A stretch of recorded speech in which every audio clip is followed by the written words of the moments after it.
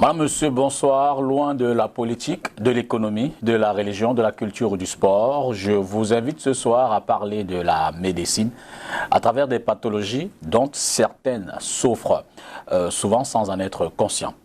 Nous parlerons donc de la médecine du sommeil. Insomnie, hypersomnie, somnolence diurne excessive, parasomnie, apnée de sommeil, troubles moteurs du sommeil, troubles du rythme circadien, troubles du sommeil dans les maladies neurodégénératives et neuromusculaires. Je ne suis pas médecin, je m'y suis mis exceptionnellement pour cette émission. Voilà en un clic, un panorama des grandes familles des pathologies du sommeil qu'on va évoquer dans un instant. Je soupçonne certains d'entre vous d'en découvrir quelques-unes à l'instant. Je confesse modestement qu'en ce qui me concerne, c'est bien le cas. Notre interlocuteur est diplômé du Centre universitaire des sciences de la santé, le CUS de Yaoundé. 9e promotion sortie en 1984, médecin à l'hôpital des EK, médecin-chef du service départemental de la médecine préventive d'Union Ekele, médecin-chef de l'hôpital d'Esseux, médecin-chef de l'hôpital de Nkonsamba, médecin du port autonome de Douala, retraité en 2017. Il reprend ses études médicales en France à la faculté de médecine Pierre et Marie Curie et au laboratoire de sommeil de l'hôpital Pitié-Salpêtrière. Il en sort en 2018 avec un diplôme interuniversitaire de sommeil et sa pathologie.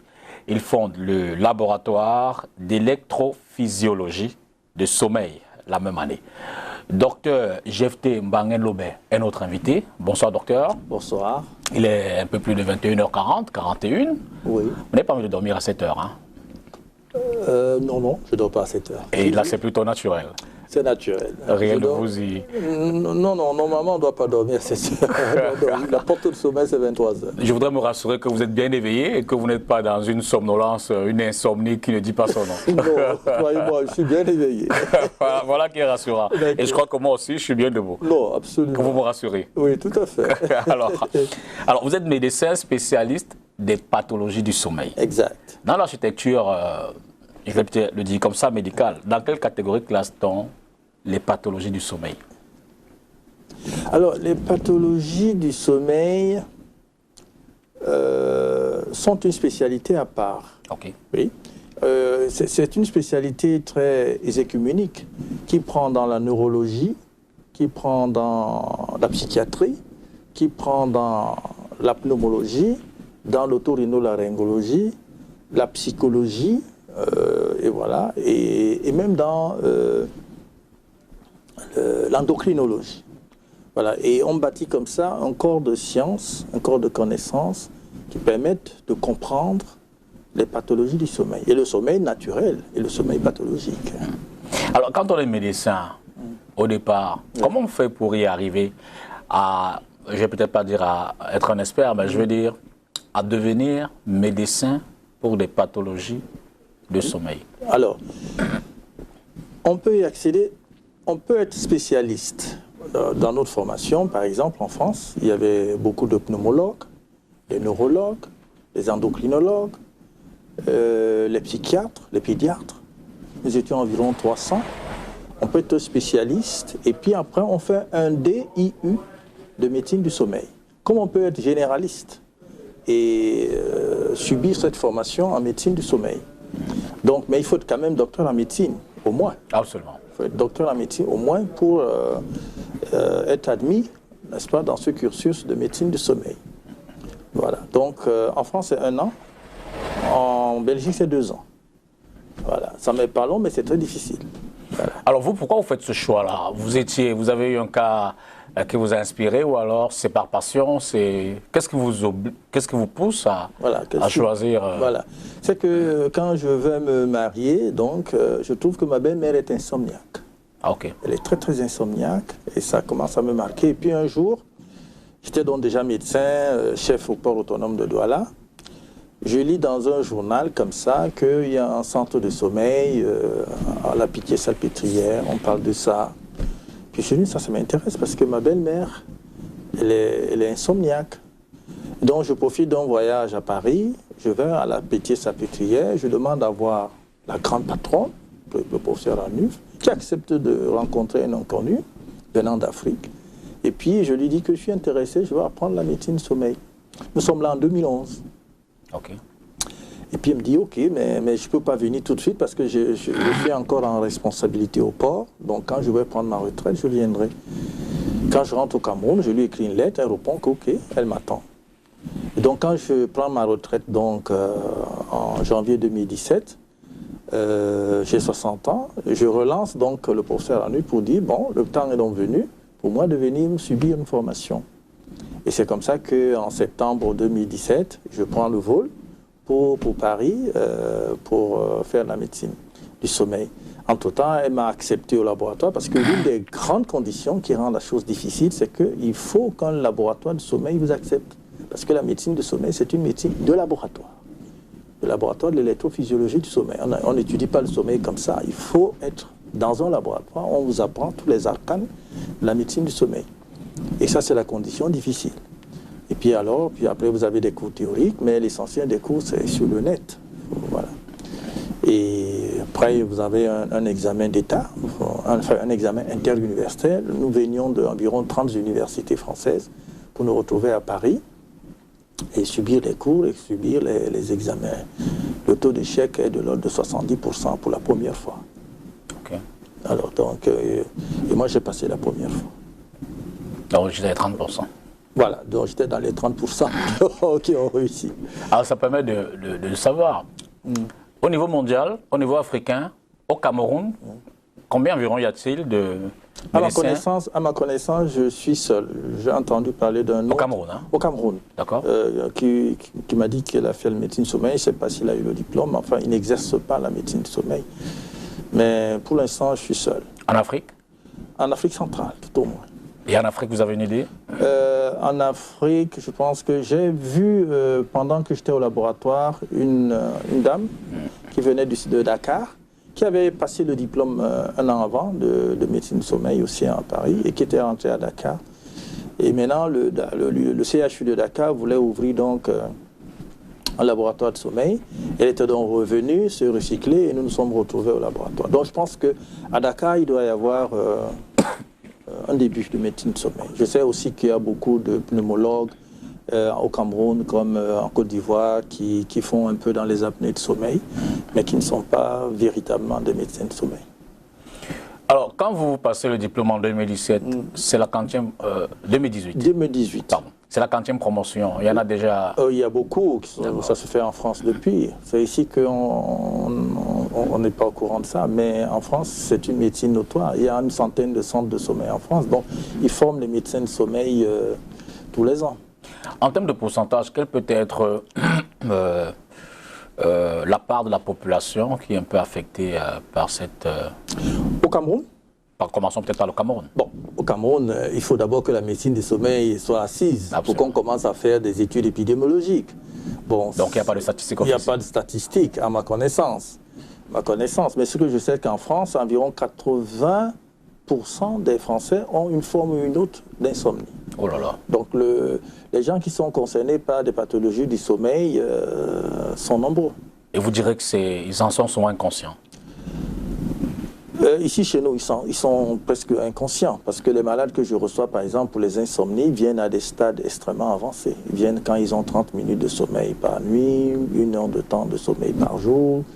Ils sont à des niveaux de détresse très élevés. Je me souviens que j'ai eu une jeune dame qui venait en pleurant parce que tous les soirs, elle pleure parce que la nuit annonce la détresse, quoi.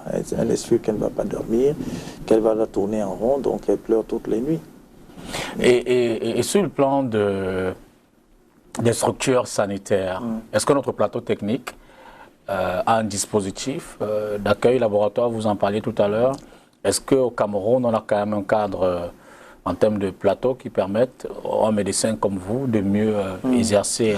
Avant d'avoir le cadre, il faut d'abord avoir les hommes. Vous n'allez pas acheter des équipements qui ne vont pas servir à grand-chose. Donc en général, en médecine, il faut d'abord des hommes. Il faut d'abord des hommes qualifiés et puis les équipements viennent après. Donc comme on n'avait pas de médecin du sommeil, vous comprenez que ce n'est pas les équipements qu'on pouvait avoir.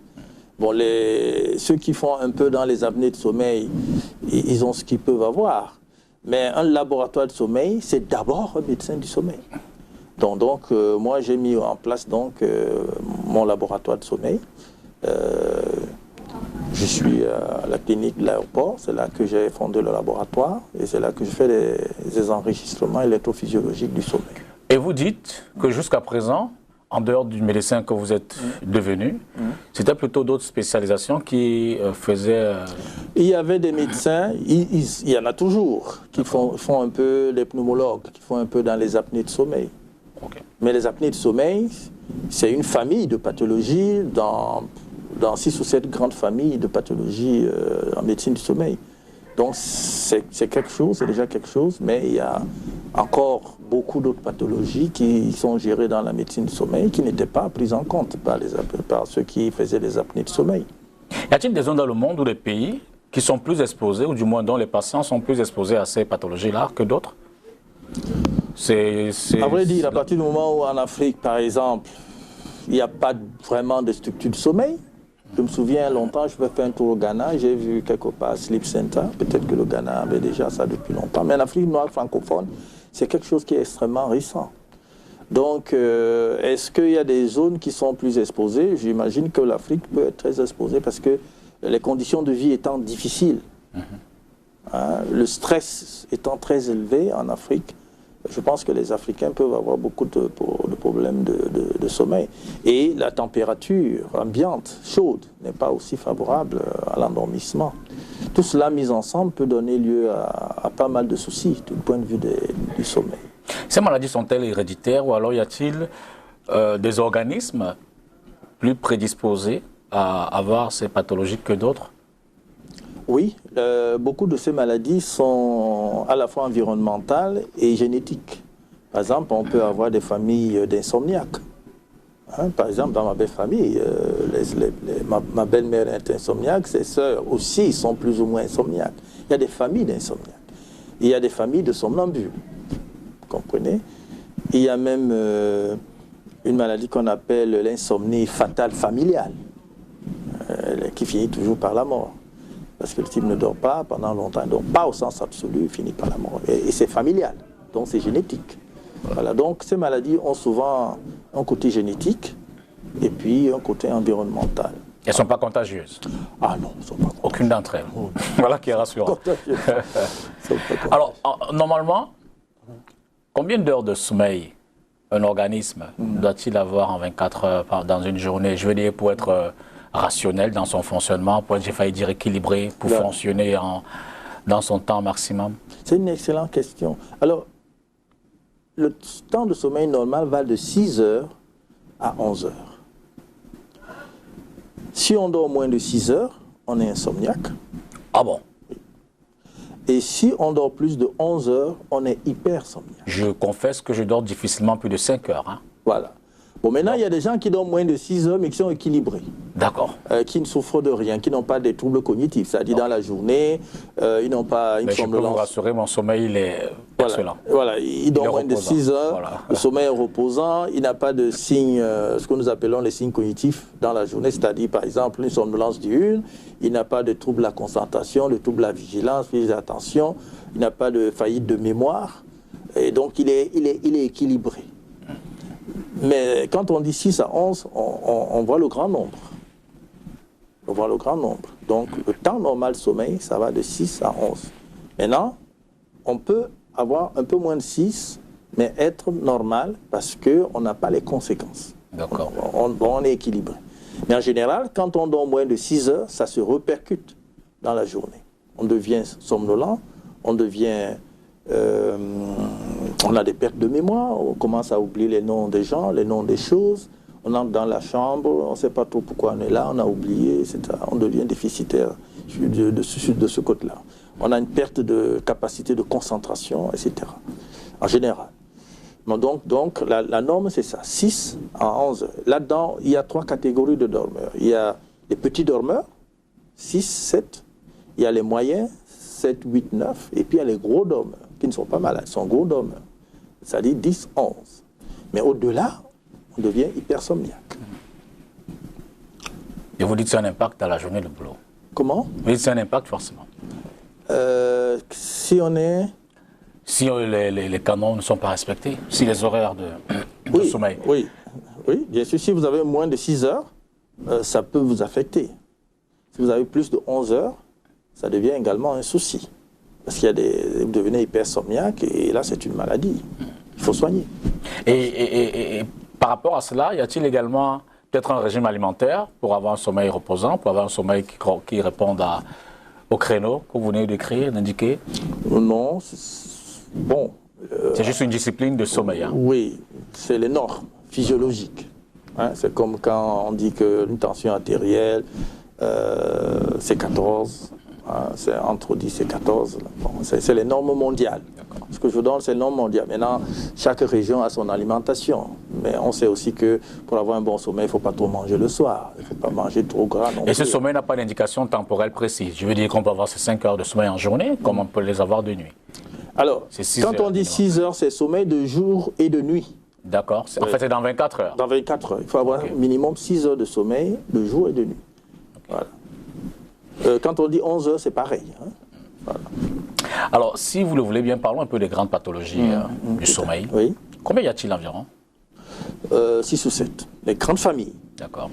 Les grandes familles. Donc, il y a les hypersomnies. Enfin, d'abord les insomnies, les hypersomnies, les parasomnies, les apnées de sommeil, les hypomnies de sommeil, les troubles moteurs, les troubles du rythme circadien, et puis maintenant, et puis aussi les épilepsies nocturnes. Ah oui, parce qu'il y a des épilepsies qu'on ne fait que dans la nuit.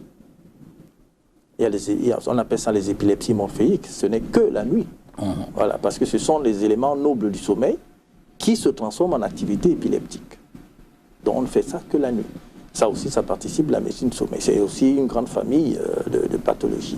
Et puis maintenant, il y a donc toutes ces maladies neurodégénératives, la maladie de Parkinson, la maladie d'Alzheimer, les démences de Lévy, tout ça, toutes ces maladies neurodégénératives qui ont aussi des troubles du sommeil associés. Voilà. Et donc ça aussi, ça fait partie de beaucoup d'études, n'est-ce pas, en médecine du sommeil. Alors allons-y pas à pas, on va décrypter précisément à quoi renvoient ces maladies en termes de symptômes, d'impact, peut-être de traitement aussi. Oui. Commençons par les insomnies. D'abord, c'est quoi une insomnie? Je veux dire sur le plan de la médecine. Alors une insomnie, c'est une plainte subjective. Une plainte? C'est une plainte. D'accord. C'est une plainte. Parce que parfois, le malade dit qu'il ne dort pas alors qu'il dort. Bon, donc, c'est une plainte subjective qui porte sur soit la quantité, soit la qualité du sommeil. Voilà. On est insomniaque lorsque, sur le plan de la quantité, on a moins de 6 heures de sommeil par jour. Sommeil de jour et de nuit associés, ok? Voilà. Donc, en ce moment, on est insomniaque. Mais on peut aussi être insomniaque alors qu'on a plus de 6 heures de sommeil. En ce moment, on fait une forme particulière d'insomnie qu'on appelle insomnie de sommeil non réparateur. C'est-à-dire la personne, elle dort le temps qu'il faut, mais quand elle se lève le matin, elle a le sentiment qu'elle n'a pas suffisamment dormi. Elle n'est pas suffisamment reposée, suffisamment restaurée. Son sommeil n'est pas réparateur. C'est une forme d'insomnie, okay, que nous gérons en médecine du sommeil. Alors, les insomnies, il y en a qui sont dites psychophysiologiques, qui partent d'un événement douloureux de la vie. Vous avez, parmi mes malades, par exemple, vous avez des malades, une personne de 84 ans qui vient vous dire « Depuis le temps que ma femme est morte, je ne dors plus. » Elle a perdu le sommeil avec la mort de sa femme. Il y a une femme qui va perdre le sommeil parce qu'elle est divorcée. À partir du divorce, elle ne se retrouve plus. Il y a une autre qui va perdre le sommeil après un viol. Il y a un autre qui va perdre son sommeil après un accident mortel. Il a fait un accident, les gens sont morts, il a eu la vie sauve, et puis ces images lui reviennent, le hantent et le rend insomniaque. D'autres, c'est la perte d'un emploi ou un revers en affaires. Je connais quelqu'un, par exemple, bien avant que j'aille faire les études de médecine du sommeil, qui avait perdu le sommeil parce qu'il construisait sa maison et il avait le sentiment qu'il avait loupé la dalle. Et ça l'a rendu insomniaque, terriblement insomniaque.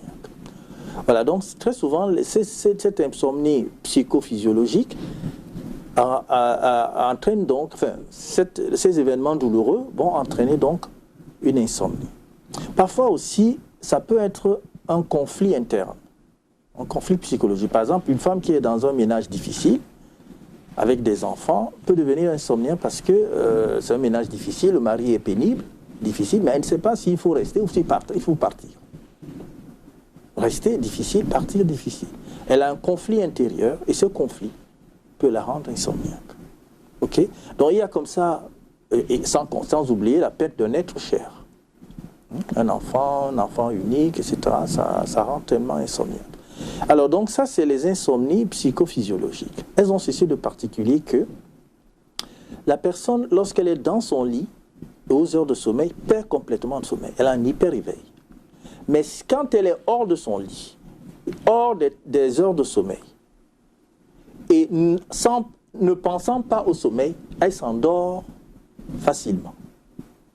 Lorsqu'elle est hors de chez elle, on va par exemple chez un ami, il n'est pas chez elle, il dort facilement. Vous comprenez? C'est pour ça qu'on dit qu'il y a un côté psychologique là-dedans. Voilà. Ça, c'est toute une branche d'insomnie. Maintenant, il y a les insomnies qui sont dites idiopathiques. On ne sait pas du tout, il n'y a aucun événement douloureux. C'est un enfant qui commence à être insomniaque très jeune et qui grandit avec son insomnie. On dit qu'elle est idiopathique. Maintenant, il y a une autre qu'on appelle l'insomnie paradoxale. C'est-à-dire le malade dit qu'il ne dort pas. Son épouse, enfin si c'est un mari, l'épouse dit qu'elle dort. Il ronfle même. Mais lui jure par tous les dieux qu'il ne dort pas. Quand on le prend au laboratoire, on fait l'enregistrement, on trouve qu'il dort. Mais lui dit qu'il ne dort pas. Ce sont des états dissociés. Il dort en fait d'une partie de son cerveau et l'autre partie ne dort pas. Lui voit la partie qui ne dort pas et les autres voient la partie qui dort. Voilà, c'est une insomnie paradoxale. Puis maintenant, il y a des insomnies qui sont liées à l'hygiène de sommeil. Au Cameroun, par exemple, je constate que nous n'avons pas une bonne hygiène de sommeil. Les gens ne savent pas comment dormir. Chose simple, par exemple. Quand vous sortez le soir à 17h, 18h, vous voyez les Camerounais qui sont dans les buvettes, qui boivent. Ils peuvent facilement devenir insomniaques. Parce que quand vous buvez beaucoup comme ça, en fin de journée, vous avez tendance à vous lever plusieurs fois la nuit pour aller aux toilettes. Et ça peut détruire votre sommeil. Ça peut détruire votre sommeil. Sans compter nos braves femmes qui doivent se lever très tôt le matin pour aller acheter la marchandise, pour revenir vendre. Elles vont détruire leur sommeil, la partie finale du sommeil. Elles vont avoir une forme d'insomnie dite de réveil précoce. Maintenant, il y a des insomnies qui sont liées aux médicaments. Les médicaments, par exemple, les médicaments qu'on va utiliser pour combattre l'hypersomnie vont créer des insomnies. Les corticoïdes aussi, l'aspirine, l'ibuprofène, etc. Et puis même les antihypertenseurs centraux. Bon, donc il y a les médicaments. Alors maintenant, comment elle va se manifester cette insomnie? Avant peut-être d'y arriver, dans les symptômes, y a-t-il une tranche d'âge ou alors un volume de travail, une catégorie professionnelle qui sont plus exposés à ces phénomènes? Absolument. Ok. Ce sont ceux qui travaillent la nuit. Ceux qui font ce que nous appelons en médecine sommeil le travail posté. Travaillent la nuit. Tous ces gens qui travaillent dans les industries, hein, parce que vous savez, les industries, elles n'arrêtent pas, hein, elles tournent 24 heures sur 24, les gens se relaient, et il y en a qui travaillent la nuit. Alors l'être humain est fait pour dormir la nuit, pas pour travailler la nuit. Alors à force de travailler la nuit, si on travaille plus de 3 fois par semaine, ça devient pathogène. Comprenez? Parce que ça dérègle l'horloge interne. Nous avons une horloge interne qui règle le sommeil. C'est pour ça que même l'aveugle dort aux heures où tout le monde dort. Comprenez? Parce qu'il a une horloge interne qui dit que maintenant, il faut dormir. Alors, lorsque vous ne dormez donc pas de façon répétitive, aux heures où il faut dormir, vous déréglez l'horloge interne. Alors, ces gens finissent toujours par, d'un côté, les insomnies, et puis les tendances à la somnolence diurne excessive. Bon, donc, voilà, c'est question de savoir, est-ce qu'il y a des métiers qui exposent? Oui. Absolument. Tous les métiers qui font travailler la nuit. Ça peut être donc ceux qui travaillent dans les industries, ceux qui travaillent dans les avions, hein, les navigants, ceux qui travaillent qui sont les aiguilleurs du ciel, qui sont là pour guider les avions, et même les infirmiers, les médecins qui travaillent la nuit. Tout ça, ça peut aboutir à des formes plus ou moins graves d'insomnie. Maintenant, on ne peut pas empêcher les usines de tourner.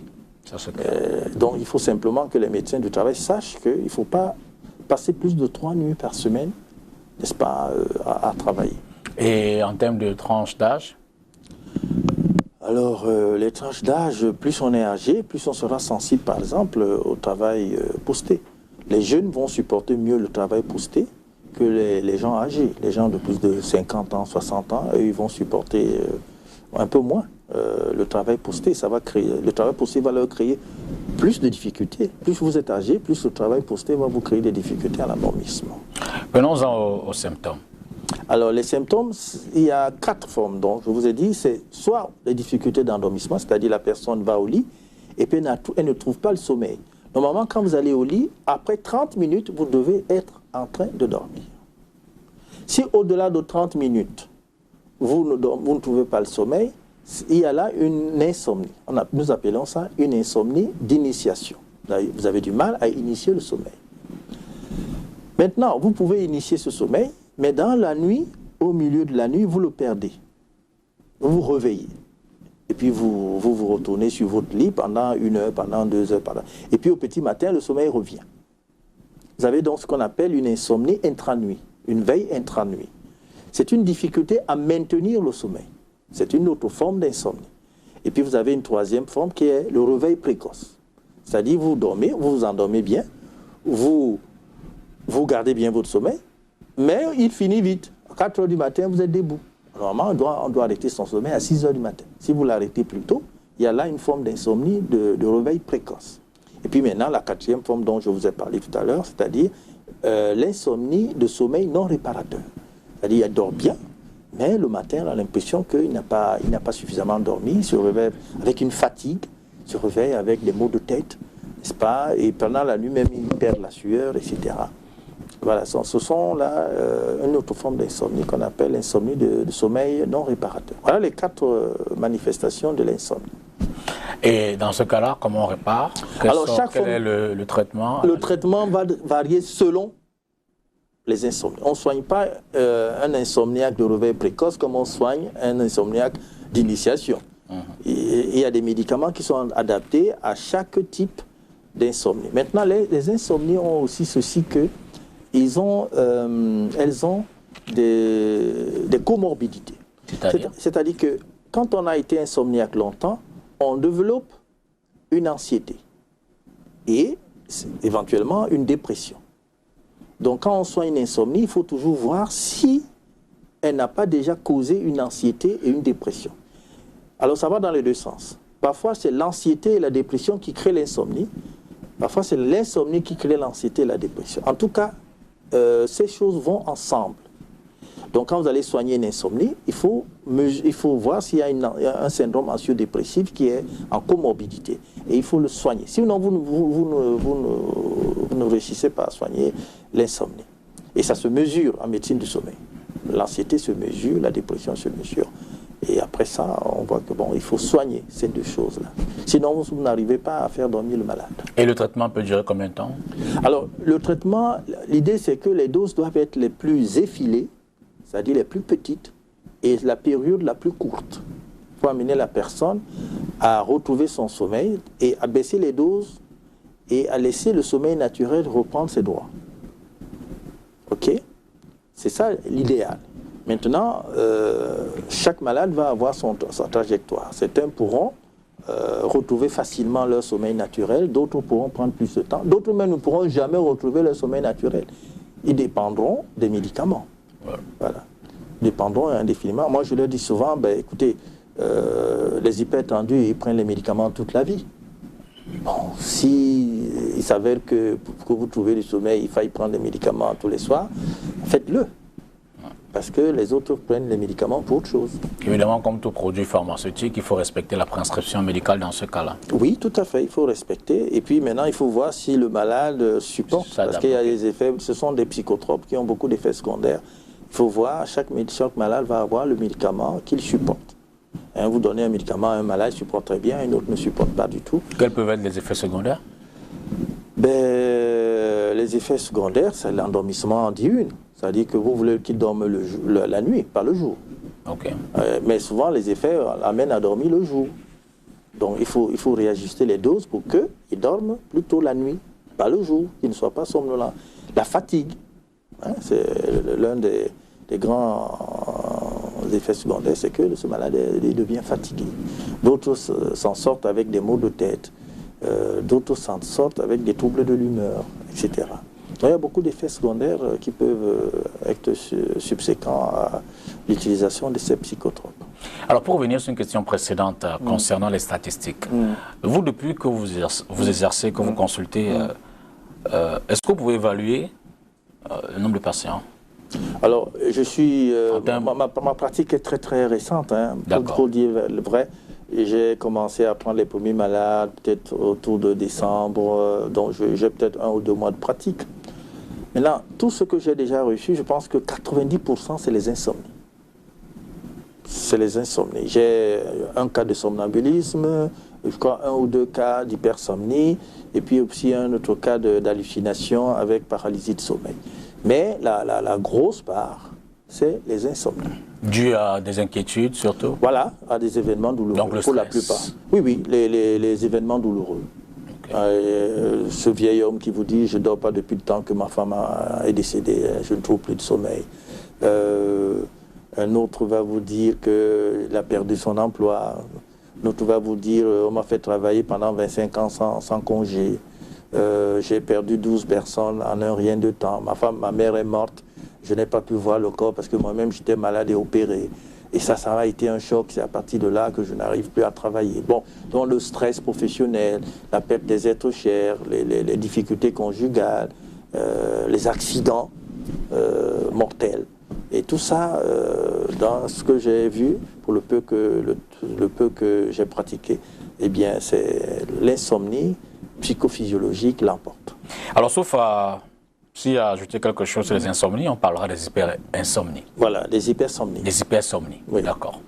Alors les hypersomnies, on appelle les hypersomnies centrales. C'est là-dedans que vous avez les narcolepsies. Vous avez entendu parler des narcolepsies. Hein, on m'en dirait certainement. Voilà, le narcoleptique, c'est celui qui s'endort trop facilement. Hein, vous êtes en train de parler, à manger à table, il s'endort. Il entre dans un taxi, le temps d'arriver à destination, le taximan l'appelle, mais monsieur, il dort. Il est au bureau, il dort. C'est vrai que vous l'entendre dire dans les mentalités locales, on a bien envie de rire. Pourtant, c'est une maladie. C'est une pathologie. Voilà.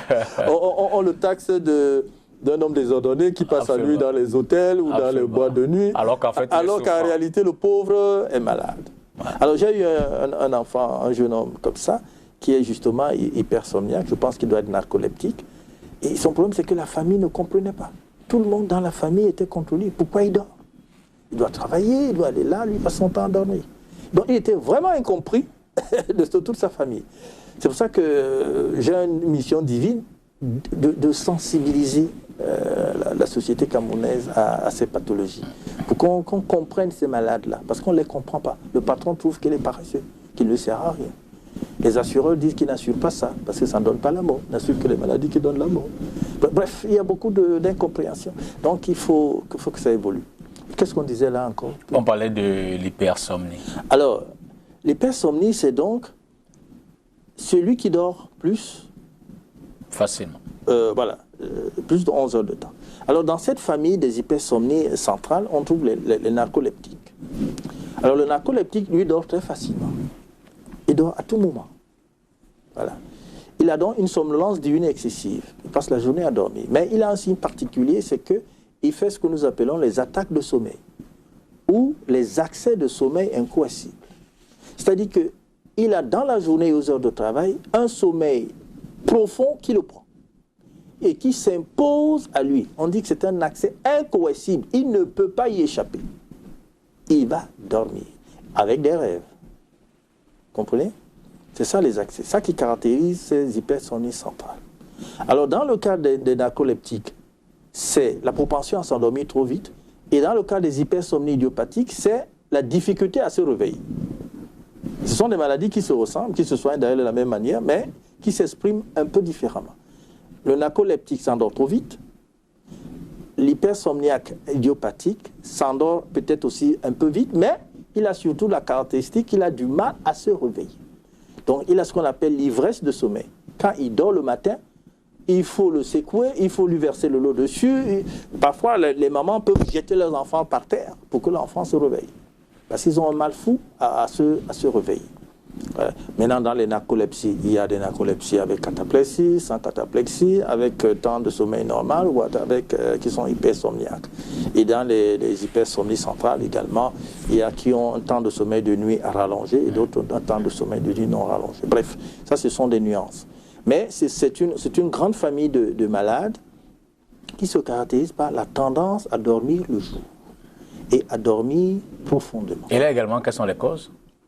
Alors la narcolepsie, par exemple, est une maladie auto-immune. Ça, c'est une découverte. Auto-immune, ça veut dire que le corps développe des anticorps qui vont détruire les neurones à hypocrétine. L'hypocrétine, c'est un neurotransmetteur de l'éveil. Alors, ces neurones-là, par exemple, lorsqu'on fait un vaccin qu'on appelle un vaccin de la grippe, je crois, qu'on appelle le vaccin N1H1, qui est un vaccin de la grippe, quand vous faites ça, le malade développe des anticorps et ces anticorps vont, pour des raisons inconnues, s'attaquer à ces neurones. Et ils détruisent donc ces neurones à hypocrétine et du coup, vous n'avez plus d'hypocrétine et c'est l'hypocrétine est l'un des neurotransmetteurs de l'éveil et du coup, quand vous n'avez plus le neurotransmetteur de l'éveil, vous avez tendance à dormir. Et à dormir en sommeil paradoxal, c'est-à-dire en sommeil profond, sommeil des rêves connus. Voilà, donc ça peut être donc une maladie auto-immune pour la narcolepsie. Maintenant, pour les hypersomnies idiopathiques, on ne connaît pas tellement les causes. En médecine du sommeil, on ne connaît pas tellement les causes. On sait soigner, on sait décrire, mais on ne sait pas, on ne connaît pas les causes. Puis maintenant, il y a des hypersomnies secondaires. C'est-à-dire que c'est d'autres maladies. Par exemple, la maladie du sommeil du docteur Jameau faisait une narcolepsie secondaire. C'est pour ça qu'on a appelé la maladie du sommeil, parce que le malade, à sa phase ultime, c'est-à-dire la phase hématocéphalique, développait une narcolepsie secondaire. Et donc, il y a aussi des narcolepsies secondaires. Alors, à partir de là, quel est le traitement pour cette autre... Alors, pour ceux qui dorment trop, le traitement, c'est des psychostimulants. Des psychostimulants. C'est comme ça qu'on les appelle. Maintenant, il y a des psychostimulants, il y en a de plusieurs sortes. Il y a le modafinil, le méthylphénidate, il y a l'oxybate de sodium, il y a la dextroamphétamine, etc. Il y en a beaucoup. Il y a même le pitolisant, il y a beaucoup de médicaments qu'on ne trouve difficilement chez nous, malheureusement. Malheureusement, c'est pour ça que je suis en liaison avec des pharmaciens pour essayer de faire venir. Je pense aussi qu'il faut une démarche auprès du ministère pour qu'on autorise ces médicaments à entrer maintenant qu'on a la médecine du sommeil. Parce que c'est des médicaments qu'on utilise, que les gens utilisent pour se droguer ou les sportifs utilisent pour avoir des performances. Donc c'est des médicaments qui sont très contrôlés, très contingentés. Donc on ne les acquiert pas facilement. Mais donc il faut, je pense, une nouvelle législation qui permette à ces médicaments d'entrer pour aider ceux qui en ont vraiment besoin. Donc de façon générale, notre législation n'est pas adaptée à la médecine du sommeil dans son ensemble. Oui, je pense qu'elle est un peu frileuse pour les médicaments comme les psychostimulants. D'accord. Je pense qu'il faut évoluer dans ce domaine-là, du point de vue de la législation, mais je pense aussi qu'il faut évoluer beaucoup chez les assureurs. Alors, que ce soit pour l'insomnie ou l'hypersomnie, quel peut être le coût du traitement? Le coût du traitement? Ouais. Alors, le coût du traitement...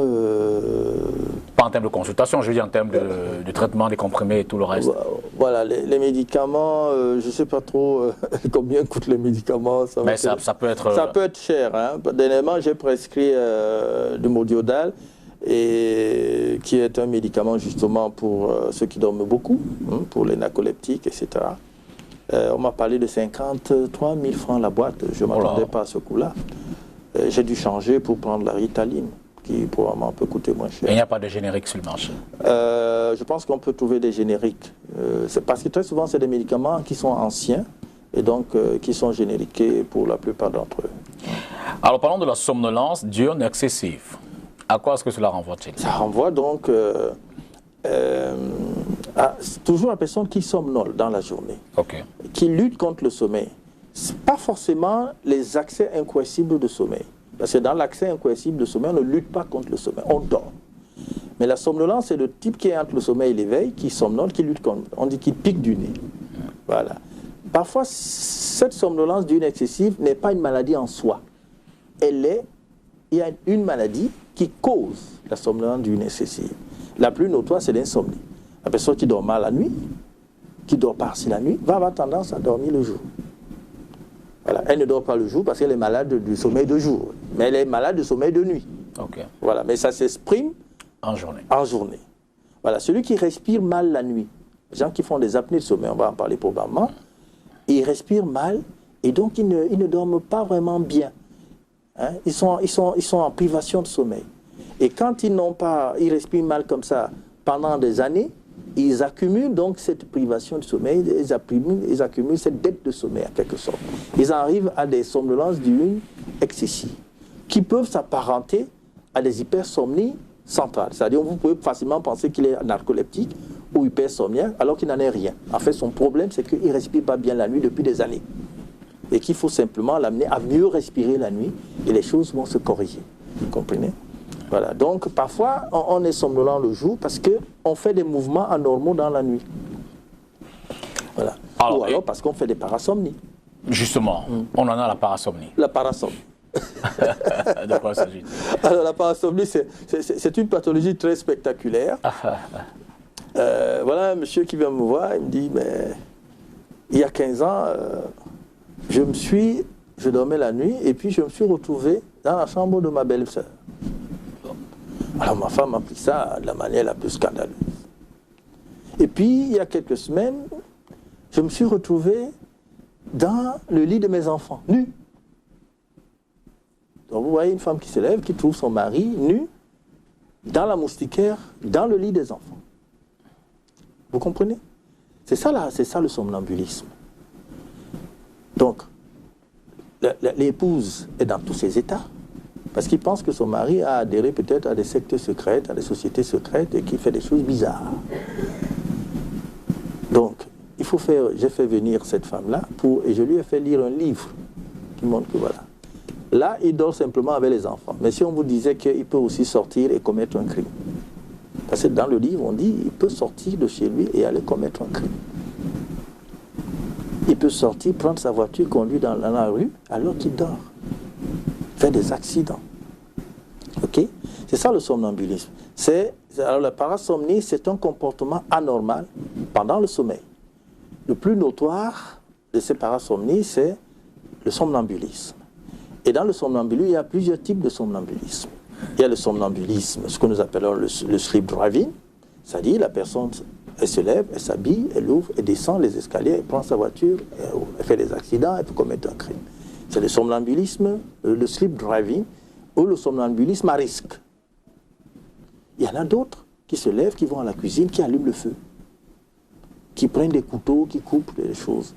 Ils font la cuisine. Ils font la cuisine, avec des couteaux, des objets dangereux. C'est le somnambulisme à risque. Et puis maintenant, il y a le somnambulisme alimentaire. Il n'est pas à risque. Il se lève, il va à la cuisine, il mange, mais il ne mange pas ce qu'il a coutume de manger le jour. Il mange des bizarreries. Il peut manger des condiments crus, il peut manger du savon, il peut manger n'importe quoi. Peut-être même les ordures qui sont dans la poubelle. Moi, je dépense des choses qui sont absolument bizarres. Voilà, c'est le somnambulisme alimentaire. Maintenant, il y a le somnambulisme sexuel. Il peut initier un rapport sexuel alors qu'il dort. Et la femme sait qu'il y a quelque chose qui ne va pas passer, le mari ronfle pendant le rapport sexuel. C'est une sexsomnie, c'est un somnambulisme sexuel. Et j'ai trouvé ça sur ce malade parce qu'il quitte son lit et il se retrouve dans le lit de la belle-sœur. Et bien là, on sait que c'est bizarre parce qu'il prend les chaussures, il prend les souliers de sa femme pour aller là-bas et tout, il revient, il prend les souliers de la belle-sœur, ramène dans sa chambre. Vous comprenez? Et c'est quand la femme voit les souliers de sa sœur dans sa chambre. Elle se pose des questions. Et pourtant, elle était bien là. Elle était bien. Donc, c'est un somnambulisme, c'est une sexsomnie, c'est-à-dire qu'il a des envies sexuelles pendant le sommeil. Pendant le sommeil. Donc, c'est un peu ça. Alors, les manifestations parasomniaques, dans le somnambulisme, sont très, très diverses et très variées.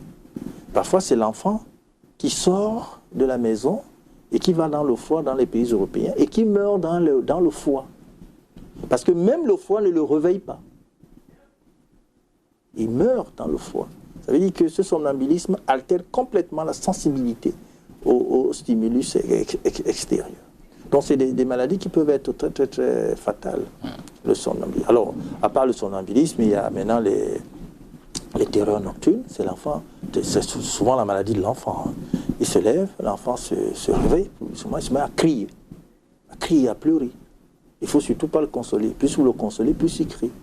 Jusqu'à ce qu'il se fatigue et qu'il se rendorme. Et le lendemain, il n'en a pas du tout le souvenir. Voilà, ça c'est une autre forme de sommeil. Et là, on peut penser qu'il fait des cauchemars. Voilà, on peut penser qu'il fait des cauchemars, qu'il est hanté. Qu'il a des visions nocturnes. Il a des visions nocturnes, les gens qui le hantent. Alors que ce sont des maladies. C'est des terreurs nocturnes. Ça se passe en sommeil lent profond. Et puis maintenant, et chaque sommeil a ses maladies.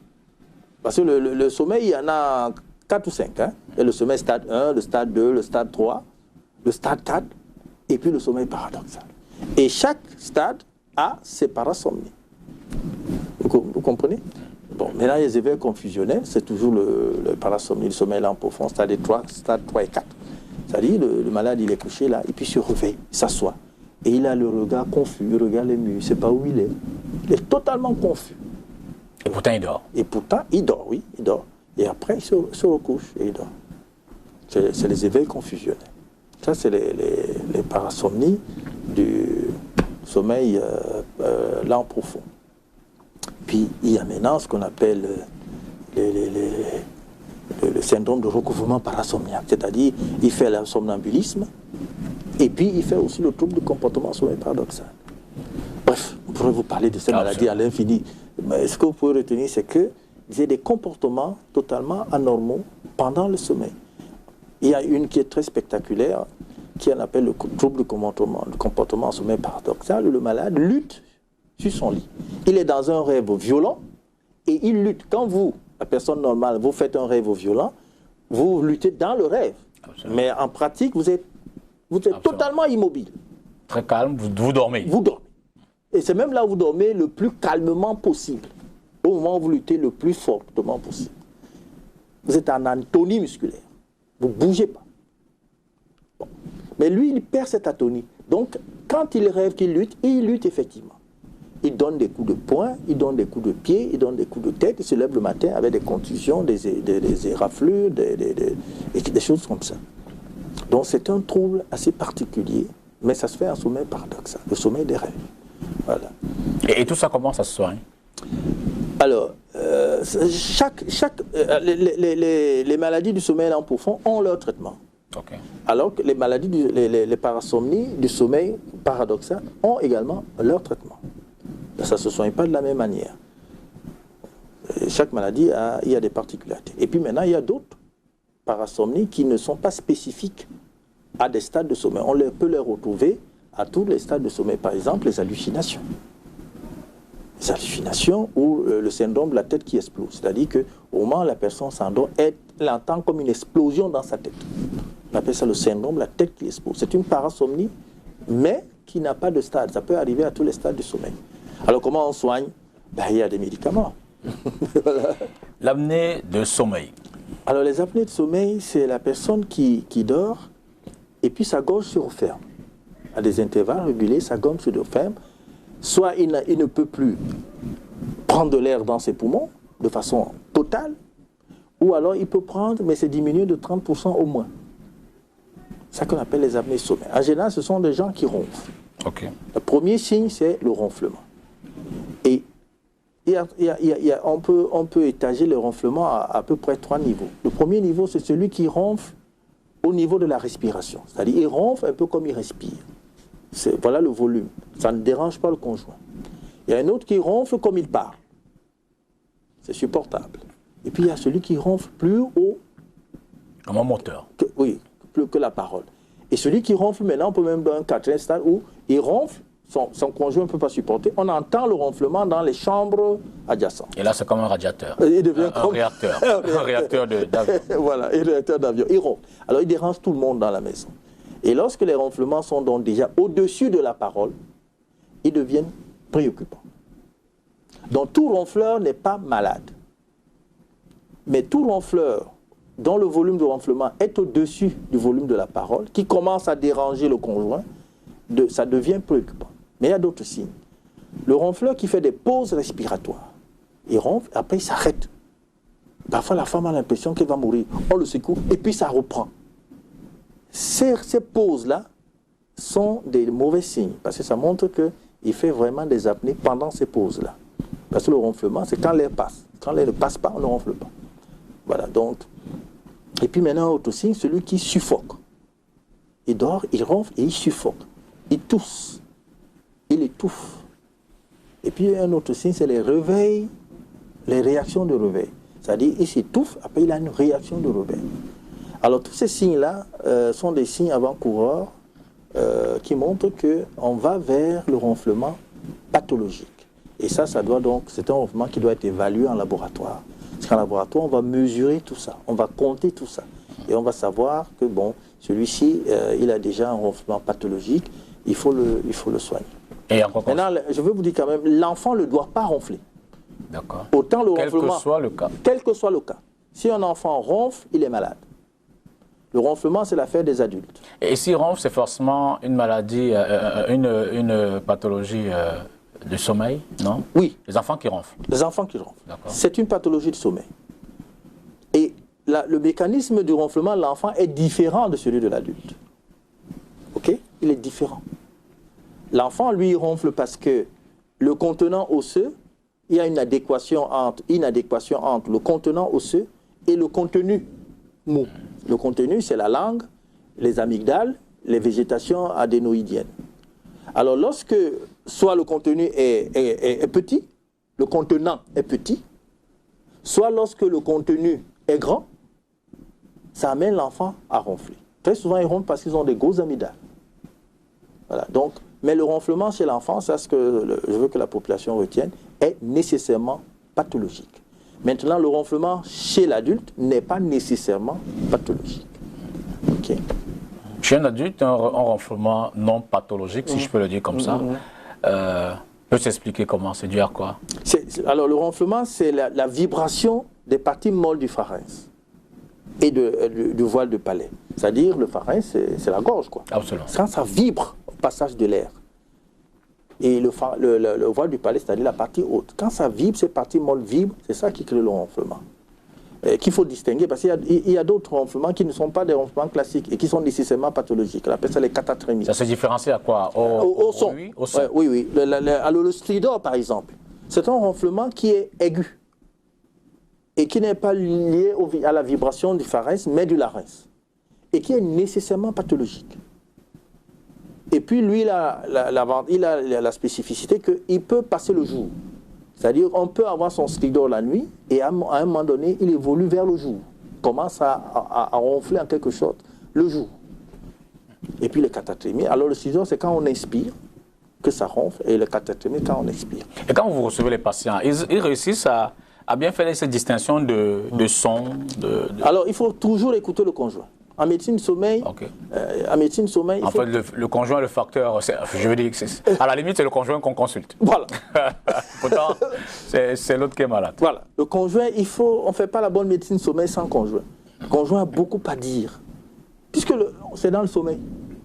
Donc la personne ne sait pas toujours ce qui se passe. C'est pas toujours. C'est le conjoint qui va lui dire, tu ronfles, tu fais des pauses, tu fais des réactions d'éveil, tu étouffes. Donc on peut croire que la médecine du sommeil est un double malheur pour ceux qui ne sont pas en couple. Ah oui, oui. Si vous vivez seul, on aura du mal à clarifier certaines choses. Mais on va quand même enregistrer. Bon, quand le malade vient au laboratoire, c'est nous qui devenons les conjoints. Alors, trouble moteur du sommeil, c'est une autre grande famille. Voilà, c'est une autre grande famille. Et là, c'est le malade qui dort et qui fait des mouvements stéréotypés de ses jambes. À toutes les 40 secondes, il bouge les jambes. Toutes les 40 secondes, il bouge les jambes. Le conjoint ne trouve plus de repos. Il bouge les jambes de manière régulière, stéréotypée. Voilà, c'est un trouble moteur. On appelle ça le mouvement des jambes, on appelle ça le mouvement périodique des jambes. Et ça, c'est toute la nuit? Toute la nuit. Il bouge les jambes, bouge les jambes, il bouge les jambes. Alors ça fait en sorte qu'il fait des micro-éveils.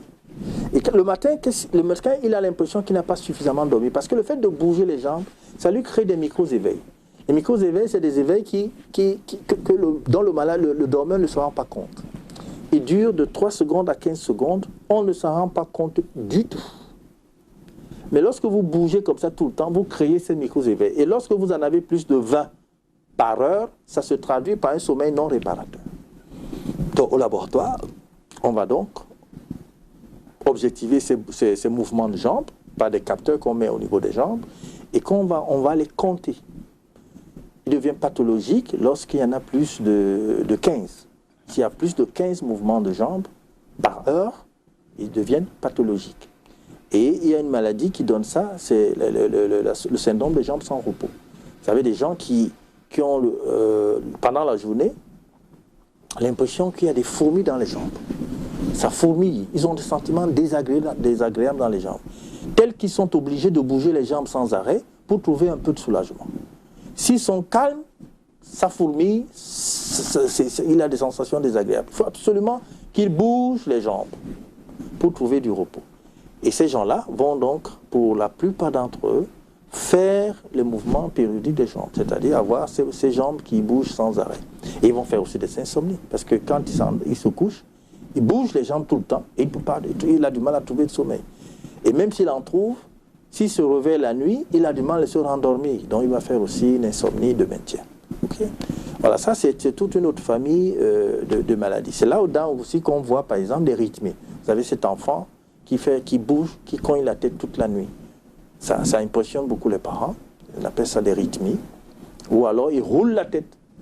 Il roule la tête sans arrêt. Ou roule le corps sans arrêt. Ce sont des pathologies particulières qu'on appelle les troubles moteurs. Et on classe aussi dans ces troubles celui qui parle. On classe aussi dans ces troubles-là les troubles moteurs. Même la catatrémie, les stridors, tout ça, on met ça dans les troubles moteurs. Okay. Et tout ça, c'est par des comprimés, ah oui, tout à fait. Alors, si quelqu'un fait les mouvements périodiques des jambes ou des syndromes de jambes sans repos, on soigne avec des médicaments. Il y a des médicaments il y a déjà le fait, parce que très souvent, les gens qui ont des syndromes de jambes sans repos ont un déficit en fer. Et il suffit de leur donner du fer pour corriger ce déficit. Ça, ce sont les syndromes de jambes sans repos primaires, c'est-à-dire qu'il y a un déficit en fer, on peut le soigner. Maintenant, il y a un syndrome secondaire, c'est-à-dire qu'il a du fer, il a tout ce qu'il faut, mais il fait cette maladie. En ce moment, on soigne avec des médicaments qu'on appelle les agonistes dopaminergiques, qui sont de gestion très délicate, parce que les malades, lorsqu'ils prennent ça, ils se sentent bien, et ils ont tendance à augmenter les doses et à tomber dans ce qu'on nous appelle le syndrome d'augmentation, et la maladie revient en force. Et il faut absolument changer de traitement. En fait, les anticorps s'adaptent. Voilà, la maladie commence à dépasser le médicament et le malade augmente les doses de lui-même et il franchit les doses normales et du coup, il développe donc les complications du traitement, qui sont des complications graves, parmi lesquelles, par exemple, le malade développe des besoins compulsifs. Par exemple, il peut acheter 30 paires de chaussures. Il développe des troubles comportement, des besoins, des syndromes compulsifs et comme ça. Il a des besoins qui s'imposent à lui et qui sont totalement déraisonnables. Quand il a pris ce médicament de façon inconsidérée et que ça passe aux effets secondaires. Donc ça crée également des troubles du comportement. D'accord, il ne se contrôle plus. Il ne se contrôle plus. Ces médicaments-là, on dit que les fenêtres thérapeutiques sont très limitées. C'est-à-dire que la différence entre la dose efficace et la dose toxique sont proches. La différence est mince. Donc on passe facilement de la dose efficace à la dose toxique. Sont également des médicaments rares. Ici chez nous, oui. Okay. Ici chez nous, oui. Donc c'est pour ça qu'il faut que les pharmaciens s'adaptent. Il faut que l'environnement s'adapte à la prise en charge de ces médicaments. Alors le trouble du rythme circadien. Alors le trouble du rythme circadien, c'est l'emplacement du sommeil dans le nyctémère, c'est-à-dire dans les 24 heures. Normalement, le sommeil, c'est entre 23h et 6h du matin. Bon, maintenant, vous avez dans ce trouble-là, ce que nous appelons l'avance de phase. C'est-à-dire que le malade, à 19h, entre 18 et 21h, il dort déjà. Et il va se lever à 2 heures du matin, il a fini ses 6 heures ou 7 heures de sommeil. Vous voyez que c'est une maladie. Ah, ça, je dis qu'à la limite, on ne peut pas s'en rendre compte si on n'est pas systématiquement médecin. Voilà. Il dort très tôt, il se lève très tôt. Et ça s'impose à lui. Ça s'impose, il ne le choisit pas. À 19 h, il est au lit, et à 2 h du matin, il est debout. Alors, quand tout le monde dort, lui, il est éveillé. Quand tout le monde est éveillé, lui, il dort. Ça, c'est l'avance de phase. Maintenant, il y a le retard de phase. Le retard de phase, c'est que lui, il trouve le sommeil qu'entre 2 h et 3 h du matin. Et il va donc dormir, il veut dormir jusqu'à 10 h. Or, la société des hommes est cadencée de telle manière qu'à 6 h, il faut être debout, à 7 h, il faut être à STV pour travailler. Il ne faut pas être en train de dormir. Donc, il va se lever alors qu'il a encore sommeil. Il va donc vivre en dette de sommeil. Et ça va créer des complications, ça va créer l'anxiété, ça va créer la dépression, ça va créer pas mal de choses parce que son rythme est totalement inadapté. Donc ce qu'il faut faire pour celui qui dort avant, il faut faire reculer ses sommeils. Et on utilise la luminothérapie. Il faut faire reculer ce sommeil. Et celui qui a tendance à dormir tard, il faut rapprocher ce sommeil. Et ça aussi, on sait le faire avec des médicaments, avec la mélatonine, qui a un effet chronobiotique et chronobiologique, c'est-à-dire qu'il peut... C'est-à-dire que ce médicament calibre le sommeil dans un temps précis. Oui, ça rapproche le sommeil. C'est le seul sommeil qui a tendance à commencer à 3 h du matin. Le médicament vous impose de dormir à 23 h. Oui, alors quand vous le prenez à 23 h et vous dormez. D'accord. Vous dormez autoritairement. Vous dormez et puis à 6 h, vous avez fini votre temps de sommeil. C'est plus facile de corriger celui qui dort tard que de corriger celui qui dort tôt. Parce que celui qui dort tôt, il faut pousser son sommeil pour qu'il dorme un peu plus tard. On utilise la lumière, des lumières précises avec des propriétés précises. On utilise des lumières de 10 000 lux et qui ont pour but de pousser le sommeil. Maintenant, il y a pire. Il y a celui qui fait ce que nous appelons le syndrome hypernictéméral. C'est-à-dire que lui, son sommeil se décale. Progressivement. Aujourd'hui, il dort à minuit, il se lève à 6 h du matin. Pas de souci. Demain, il dort à minuit 30, il se lève à 6 h 30. Le lendemain, il dort à 1 h, il se lève à 7 h. Après, il dort à 2 h, il se lève à je sais pas moi, 8 h. Après, il se dort à 3 h, il se lève à 9 h. Après, il dort à 4 h, il se lève à 10 h. Après, il dort à 5 h, il se lève. Et il continue à dériver comme ça indéfiniment. Ça aboutit nécessairement au suicide. Parce qu'à un moment donné, il est perdu complètement dans le temps. À un moment donné, son sommeil va commencer à midi pour finir à 18 h. Et puis après, ça va commencer à 15 h pour finir à 21 h. Et puis, ça va tourner comme ça. Voilà. Et on appelle ça le syndrome hypernictéméral. Ouais. C'est l'une des maladies redoutables des maladies du sommeil. Mais on sait aussi caler ce sommeil. On doit le caler entre 23 h et 6 h du matin. On le cale par des traitements appropriés. Alors, pour peut-être finir cette phase des grandes familles, peut-être on va parler d'autres maladies. On va parler du trouble du sommeil dans les maladies neurodégénératives et neuromusculaires. Oui. Alors, là-dedans, on peut parler, par exemple, des troubles du sommeil dans la maladie de Parkinson. Vous avez entendu parler de ça? Oui, absolument. La maladie de Parkinson, c'est une maladie neurodégénérative qui est faite de rigidité. Voilà, le type qui est rigide, qui tremble, qui est rigide. Un peu comme Mohamed Ali. Voilà, cette maladie de Parkinson, Mohamed Ali, oui, il tremble, après il a des rigidités, voilà. Et donc cette maladie-là développe des troubles du sommeil. Et le malade de Parkinson va développer toutes sortes de troubles du sommeil. Les uns vont être des insomniaques, les autres vont être des hypersomniaques. Il va développer des parasomnies, en particulier le trouble de sommeil, le trouble du comportement sommeil paradoxal, le fameux trouble où il lutte. D'ailleurs, quand vous voyez un malade qui lutte sur son lit, qui fait cette forme de parasomnie, cela annonce la maladie de Parkinson. C'est un signe annonciateur que ce malade va probablement développer la maladie de Parkinson. Il peut avoir aussi des retards de phase de sommeil. Il peut avoir des troubles moteurs, les MPJ, les mouvements périodiques des jambes. Bref, il développe toutes ces pathologies-là. Évidemment, ce n'est pas le même malade qui va développer toutes les pathologies. Chaque malade va développer ces pathologies. Maintenant, la maladie d'Alzheimer, lui, il va développer une hypersomnie et des troubles respiratoires. Troubles respiratoires. Et vous savez aussi, les accidents vasculaires cérébraux développent aussi des troubles du sommeil, des troubles respiratoires. Et certains sont insomniaques, d'autres sont hypersomniaques. C'est tout un autre chapitre, on va pas... Et quelles en sont les causes? Elles sont variées. Oui, les causes, c'est la maladie neurodégénérative. C'est la dégénérescence du cerveau. C'est le cerveau qui dégénère. C'est ça qui crée ces troubles du sommeil. Cette dégénérescence, je veux dire, c'est avec l'âge, avec l'âge, oui. Donc, je veux dire l'évolution des cellules. Hein. Voilà.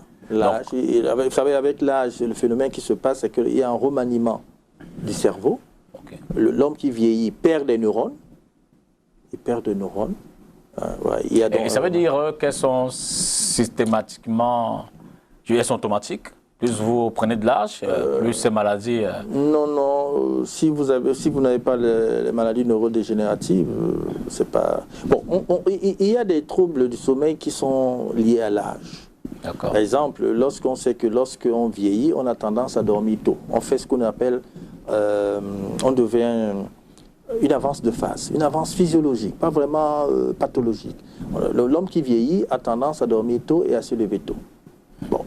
Sans que ça soit vraiment, c'est physiologique. Hein. Maintenant, l'homme qui vieillit a tendance aussi à avoir un sommeil léger. Son sommeil a tendance, c'est-à-dire la phase 3 et 4, et le sommeil paradoxal, qui sont des sommeils profonds, diminue. Diminution du sommeil de stade 3 et 4 et du sommeil paradoxal, et augmentation du sommeil léger. Donc, son sommeil est léger, tellement que si vous faites le moindre bruit, il se réveille. Ça, ce sont des modifications physiologiques que l'on va retrouver chez la majorité, n'est-ce pas, des gens qui vieillissent. Mais ne vont pas développer forcément des troubles du sommeil graves, comme chez la maladie, chez les malades qui font les maladies neurodégénératives, ou les Parkinson, ou les démences de Lévy, ou les MSA, etc.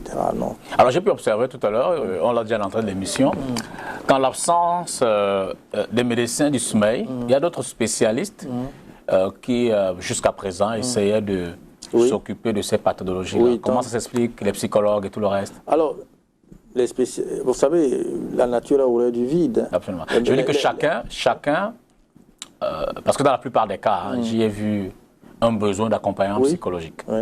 Je veux dire qu'indépendamment de la maladie en elle-même, ces spécialistes-là jouent un rôle. Beaucoup parlent aux patients, beaucoup l'encadrer. Oui. Donc, vous voulez dire que est-ce qu'il faut un accompagnement? Oui, par un psychologue, par exemple. Par exemple. Voilà. La médecine du sommeil a besoin toujours d'un psychologue. D'accord. Bon, pourquoi? Par exemple, lorsque quelqu'un est insomniaque, il y a des insomniaques qui refusent les médicaments. Le psychologue va accompagner pour expliquer, pour amener à convaincre qu'il faut qu'il accepte le médicament. Il y a d'autres qui acceptent le médicament mais ne veulent plus s'en débarrasser. Ils deviennent addictifs au médicament. Dépendants. Dépendants.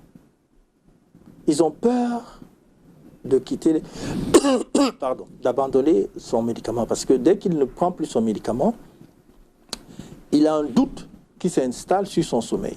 Et ce doute crée l'insomnie. Absolument.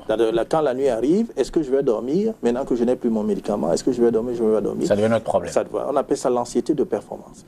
Et donc, ça devient un problème. Et ce doute-là est très, très, très contre-productif. Voilà. Mais il faut donc que, quand quelqu'un prend les médicaments, il faut que petit à petit, on passe au sommeil naturel. Qu'il abandonne le médicament et qu'il retrouve le sommeil naturel. Et ça demande un accompagnement par un psychologue. Le médecin du sommeil n'a pas forcément la qualité qu'il faut pour accompagner ce malade et l'amener à obéir, n'est-ce pas, aux directives du médecin du sommeil. C'est pour ça que nous travaillons toujours avec des psychologues. Ne serait-ce que pour ces deux cas-là. Maintenant, vous savez, je vous ai aussi dit que quand vous avez des insomnies, vous devenez plus facilement des anxiétés. Absolument. Et là aussi, le psychologue peut accompagner, n'est-ce pas, ces malades-là. Alors, en termes de propositions, qu'a-t-on besoin dans notre pays, en termes, du moins sur le plan de la loi, sur le plan législatif, dans le cadre de façon générale? Qu'est-ce qu'il faut pour davantage promouvoir cette médecine? encourager, encadrer les patients pour qu'ils bénéficient du meilleur traitement possible? Oh, je pense que il faut... Bon, c'est vrai que je n'ai pas encore lu la législation. Je pense qu'il faut avoir des entretiens avec les responsables ministères. Je ne les ai pas encore eus, hein. Mais je vais les avoir pour amener les responsables de notre pays à trouver le moyen d'importer plus facilement les psychostimulants, puisque c'est eux qui font vraiment souci. Parce que les sportifs utilisent ces psychostimulants pour se doper. Et donc, ces médicaments sont très contingentés. Et voilà, donc, il faut une législation nouvelle et qui permette de faire importer ces médicaments-là. Je vais voir ça avec le... Alors, à l'observation, depuis que vous exercez, vous avez le sentiment que les patients sont réactifs et ils adhèrent. Ils adhèrent. Et ils suivent de façon relativement correcte le traitement. Oui, ils suivent. Ils suivent. Déjà, les médicaments ont été très difficiles à trouver au début. J'ai dû me mettre en intelligence avec 4 ou 5 pharmaciens de la ville qui ont accepté de collaborer en leur donnant la liste des médicaments qui sont de première utilité en médecine du sommeil, et ils essayent donc de les faire venir, etc. Parce que les grossistes d'ici ne les ont pas. Ils ne les ont pas. Donc, les pharmaciens collaborent, les malades collaborent, ils prennent leur traitement et s'améliorent. Je crois que presque tous, hein, je n'ai pas encore eu un cas d'une insomnie qui n'est pas cédé. Tous ont retrouvé le sommeil. Il y en a qui dormaient 30 minutes, qui dorment maintenant 7 heures de temps. Donc ça marche. Ils adhèrent. Ils diminuent les doses parce que ces médicaments, chaque malade a sa réaction par rapport à ces psychotropes-là. Il y a des malades qui ne supportent pas les doses. On leur donne les doses les plus effilées, mais ils ne les supportent pas. Et eux-mêmes diminuent les doses. Par exemple, cet après-midi, j'ai une malade qui m'a dit j'ai diminué les doses. Je lui ai dit c'est très bien. Mais elle continue de dormir en diminuant les doses. Elle est passée d'une dose à sa moitié, mais elle continue à dormir. Et c'est très bien. Et à l'évidence, il faudra diminuer encore les doses et progressivement pour que le sommeil naturel prenne le dessus. Et voilà, c'est droit. Voilà. Et vous dites que dans notre environnement, c'est vraiment divers profils. Oui. Je veux dire qu'il n'y a pas de prototype arrêté pour être un patient de ces pathologies-là. Mais tout le monde peut avoir les maladies du sommeil. Hein. Tout le monde. Il y a des traitements préventifs. Bon, oui, il y a une hygiène de sommeil. C'est ça que je pourrais appeler traitement préventif. Il faut connaître les règles de l'hygiène de sommeil. Il y a des règles simples. Ce que je rappelle toujours à mes malades, l'une des règles simples, c'est qu'on ne va pas au lit si on n'est pas somnolent. Il y a beaucoup qui vont au lit alors qu'ils ne sont pas somnolents. Un mari qui arrive du travail, dès qu'il mange, il va au lit. Bon. Il devient facilement un insomniaque d'initiation. Donc la règle, c'est qu'on va au lit que quand on est somnolent. Et dès qu'on se couche, on doit dormir dans les 30 minutes. Voilà. Une autre règle de l'hygiène de sommeil, c'est que si vous êtes donc endormi et que vous vous réveillez, ne restez pas couché. Il faut vous asseoir. Si vous êtes insomniaque, vous avez une mauvaise passe, vous ne trouvez pas de sommeil, et que vous restez couché, vous associez la position couchée à l'insomnie. Et le corps s'adapte. Et le corps va intégrer ça. Que quand vous êtes couché, vous êtes éveillé. Or, il faut que le corps intègre qu'une fois que vous êtes couché, c'est pour dormir. Donc, dès que vous perdez le sommeil, il faut plus rester couché. Il faut soit s'asseoir, soit quitter même la chambre, faire autre chose. Il ne faut pas rester couché. Voilà une règle très importante d'hygiène de sommeil. Il ne faut pas faire un sport 4 heures de temps avant le coucher. C'est bien de faire le sport. C'est très bien pour le sommeil et le sport. Hein? Parce que le sommeil, quand on fait le sport, le corps se refroidit plus pendant le sommeil. Donc le sportif dort mieux que le non-sportif. Parce que son corps se refroidit plus. Mais lorsque vous faites le sport à l'approche du sommeil, votre corps est encore chaud. Or, le corps encore chaud ne dort pas. La physiologie du sommeil veut que lorsque l'on dort, la température du corps baisse d'un demi-degré. Okay? Donc, si on vous prend votre température, maintenant vous êtes à 37. Mais dès que vous allez dormir, à 3 heures du matin, si on la prend, vous êtes à 36,5. Votre corps s'est refroidi d'un demi-degré. Et plus il se refroidit, plus vous dormez. Et quand il est au point le plus bas, qu'on appelle le creux thermique, c'est là que le sommeil est le plus profond. Okay? Et puis après, il se relève petit à petit pour vous préparer à la journée. Alors le sportif, lui, il va dormir, il va faire une dénivellation d'un demi-degré, il va faire 1 degré. C'est-à-dire il va partir de 37 à 36. Donc il va dormir plus profondément. Mais si ici il fait le sport à l'approche du sommeil, son corps est très chaud au moment où il aspire à dormir. Donc il va développer des insomnies. Voilà notre règle. Parce que je vois les gens qui font le sport la nuit. À 20h. À 20h. On le trouvait dans la rue. 22h, à 21h, ils mangent, et ils sont pour faire le sport. Voilà. Et il faut éviter de boire beaucoup aux dernières heures de la journée. À partir de 18h. Boire même de l'eau? Oui. Il faut boire le moins possible. Il faut boire avant 15h, 16h. Ce que vous avez à boire, buvez-le avant. Et à partir de 16-17h, surtout si on est insomniaque.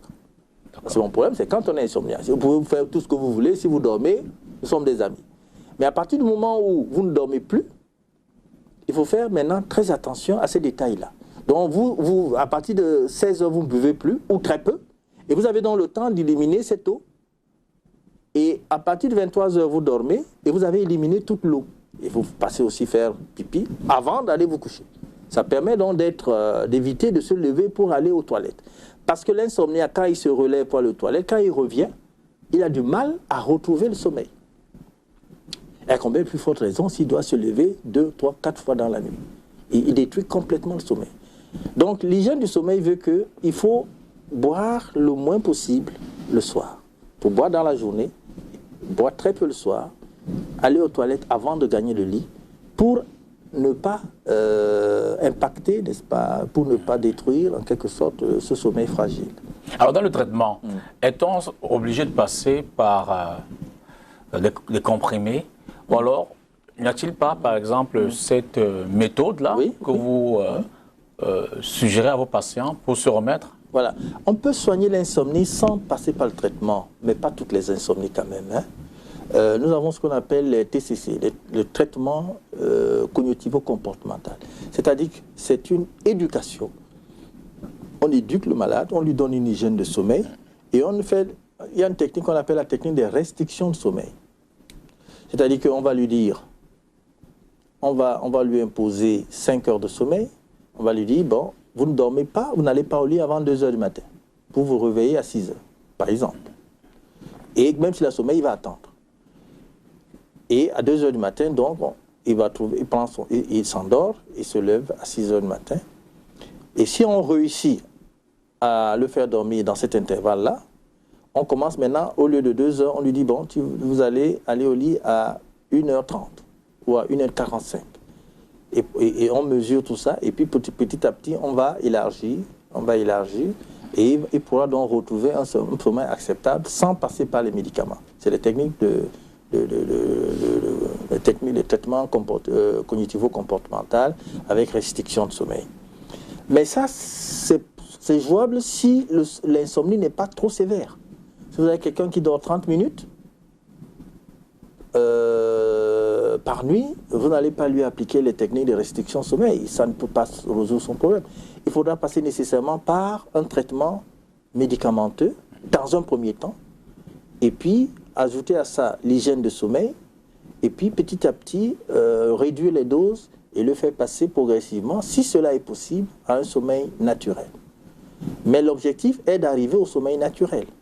Mais il ne faut pas y arriver plutôt que le corps ne l'indique. Et il ne faut pas y arriver absolument. Il peut arriver chez certaines personnes que s'il ne prend pas ses médicaments, il ne dort pas, on s'en tient là. Il va prendre ses médicaments. Et autant on doit avoir une hygiène de sommeil, on devrait également avoir évidemment une hygiène alimentaire. Ouais. De façon générale, une hygiène de vie. Une hygiène de vie. Il faut avoir une hygiène de vie. Il faut même gérer ses pensées par rapport au sommeil. À ce point-là. Oui, il faut... Et ça consiste en quoi? Comment ça? C'est-à-dire que l'insomniaque développe un certain nombre de croyances et d'attitudes qui sont contre-productives, qui sont contraires. Qui sont ancrées dans son subconscient. Qui sont ancrées dans son subconscient. Par exemple, lorsqu'il pense qu'il faut 8 heures de sommeil pour être normal, pour avoir une bonne santé, il se trompe. Vous comprenez? Absolument. Et il devient très insatisfait de son sommeil, même si ça ne devrait pas être le cas. Donc il faudra lui expliquer qu'un être humain n'a pas forcément besoin de 8 heures de sommeil. 6 peuvent suffire. Ça l'amène à être moins exigeant. OK? Ça l'amène à être moins exigeant. Et à faire la paix un tout petit peu avec son insomnie. À mieux gérer son insomnie. Il y en a qui pensent que quand ils sont insomniaques, c'est parce qu'ils ont un dérèglement hormonal. Ça aggrave. Il faut leur expliquer que non, être insomniaque ne veut pas dire qu'on a un dérèglement hormonal ou qu'on a une autre maladie qui cause l'insomnie. L'insomnie est là pour son propre compte. Ce n'est pas forcément qu'il y a une maladie qui cause. Il y a donc comme ça beaucoup d'idées que nous appelons ça des croyances et des attitudes dysfonctionnelles. Il faut les relever. Les grands maîtres de la médecine du sommeil les ont relevées, ces croyances-là. Et chaque fois que je traite un insomniaque, je passe ces croyances-là en revue, je vois que celles qui sont les siennes, je les corrige pour qu'ils aient une pensée et une attitude différente vis-à-vis du sommeil et de l'insomnie. Et ce qui les rassure, n'est-ce pas? Et puis il y a même des comportements. Par exemple, quelqu'un qui pense tout le temps à un événement douloureux de sa vie, la perte d'un être cher, vous comprenez? Quand il pense tout le temps à un événement douloureux ou à des personnes qu'elle n'aime pas,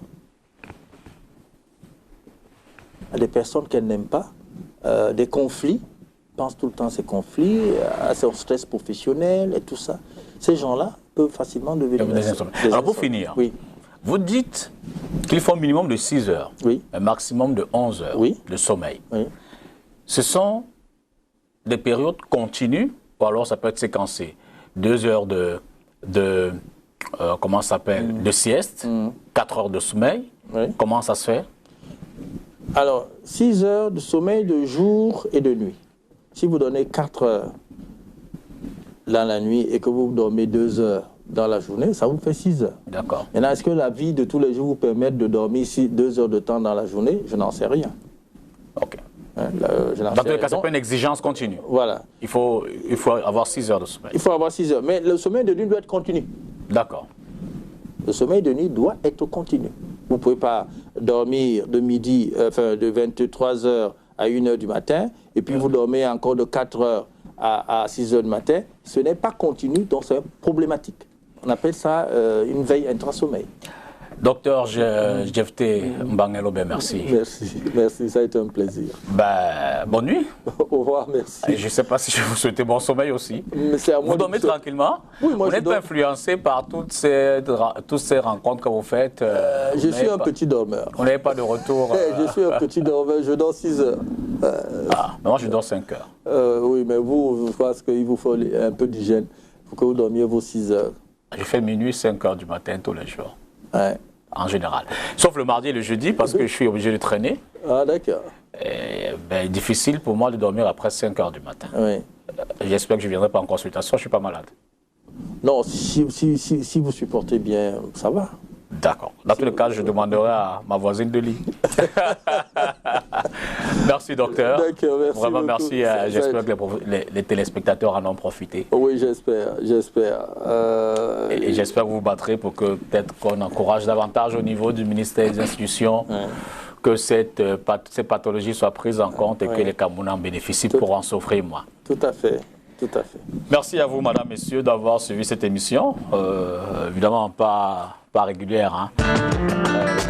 Entretien avec. On parlait ce soir de la médecine du sommeil.